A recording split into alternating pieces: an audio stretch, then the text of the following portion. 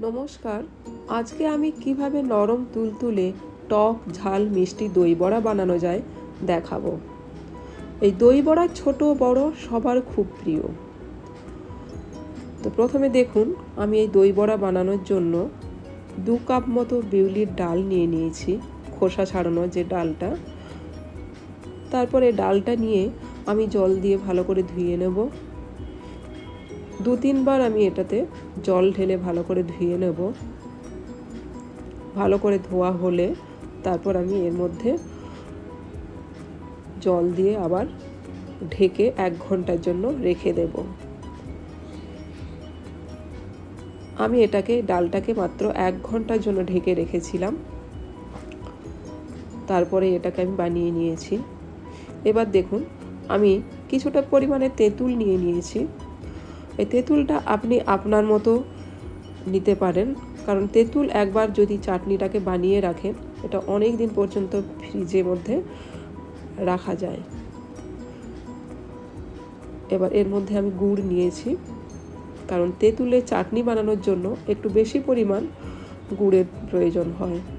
তো আমি এখানে গুড় নিয়ে তার মধ্যে জল দিয়ে একটু ঢেকে এটাকে রেখে দেব। 1 ঘন্টা পর এই ডালটাকে আমি একটা মিক্সি জারের মধ্যে নিয়ে নিয়েছি। এবার এর মধ্যে আমি কিছুটা আদা আর 3-4টে মতো কাঁচা লঙ্কা বড় সাইজে দিয়ে দেব। এতে দই বড়ার টেস্ট খুব ভালো হয়।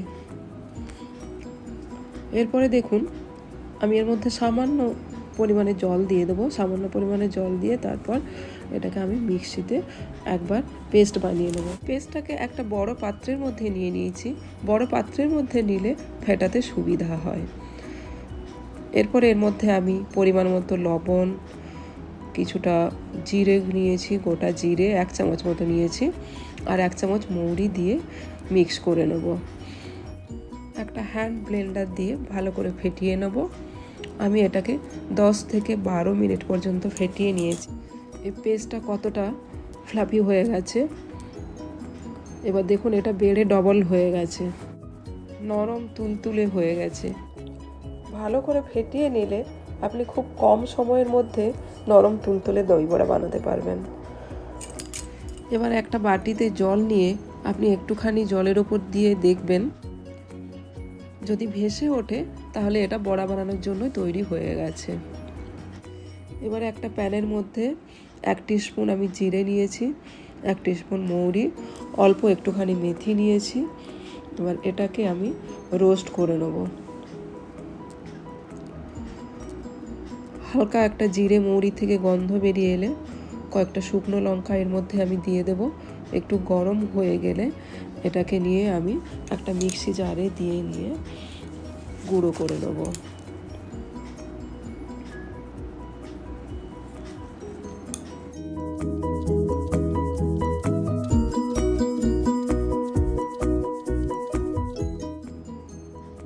এবার আমি একটা গরম প্যানের মধ্যে 3 চামচ মতো চিনি নিয়েছি। এই চিনিটাকে আমি মেল্ট করব। যতক্ষণ না পর্যন্ত মেল্ট হচ্ছে আমি ততক্ষণ গ্যাসটাকে কমিয়ে রেখে নাড়তে থাকবো। ধীরে ধীরে এটা মেল্ট হয়ে যাবে। এই মেল্ট হয়ে যাওয়ার পর আমি যে তেঁতুল আর গুড়ের একসাথে যেটা ভিজিয়ে রেখেছিলাম, তেঁতুল থেকে আমি পাল্প বের করে নিয়েছিলাম। এবার ওটাকে আমি একটু একটু করে এই চিনির মধ্যে দিয়ে দেব। দেখুন, একটা সুন্দর কালার এসছে এর মধ্যে। পুরোটা এর মধ্যে দিয়ে দেব। যেহেতু আমি এর মধ্যে গুড় মিশিয়েছিলাম তাই চিনি অল্প পরিমাণে দিয়েছি। ধীরে ধীরে এভাবে নাড়তে থাকবো। তারপরে গ্যাসটাকে একটু বাড়িয়ে রেখে একটু ঘন করে নেব এটাকে।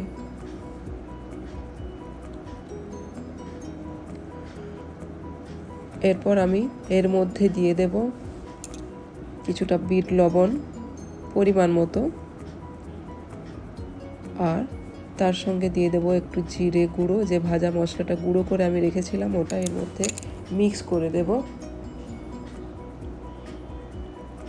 যাতে আরও টেস্টি হবে এটা। এই দেখুন প্রায় হয়েই এসছে, ঠান্ডা হলে আর একটুখানি জমে যাবে এবং কালারটাও খুব সুন্দর হয়েছে।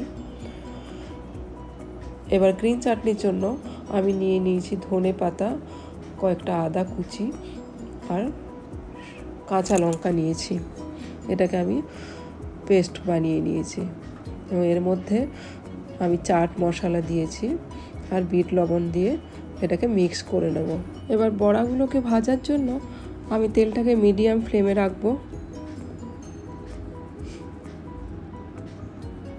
তারপর একটা একটা করে বড়া এর মধ্যে দিয়ে দেব।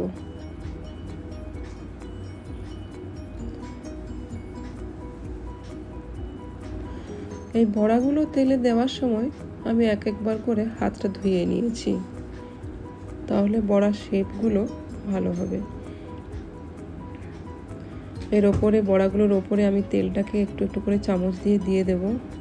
এবার একটা সাইড ভাজা হয়ে গেলে আমি বড়াগুলোকে উল্টে দেব, অপর সাইডটাকেও আমি গোল্ডেন কালার করে ভেজে নেব।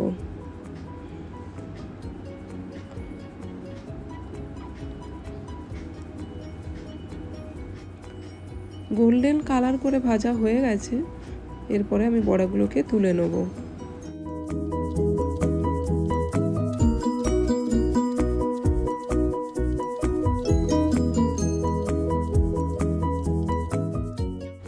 সেম প্রসেসে আমি আবার কতগুলো বড়া ভেজে নেব।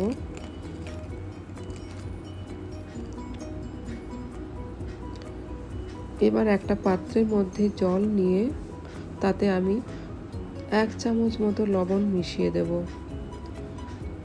এবার ভাজা বড়াগুলো এই জলের মধ্যে আমি দিয়ে দেব। 10 থেকে 15 মিনিট মতো বড়াগুলোকে ভিজিয়ে রেখে দেব।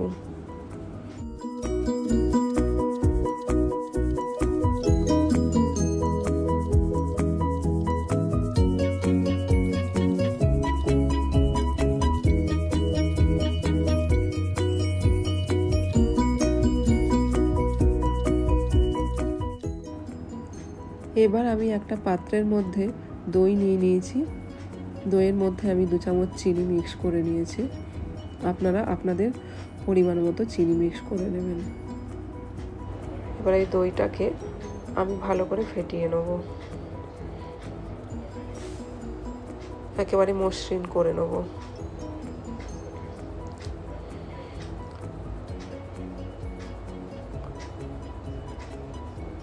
তারপরে এই দইয়ের মধ্যে কিছুটা চাট মশলা দেবো। চাট মশলা দিয়ে আমি ভালো করে এর মধ্যে মিক্স করে নেব।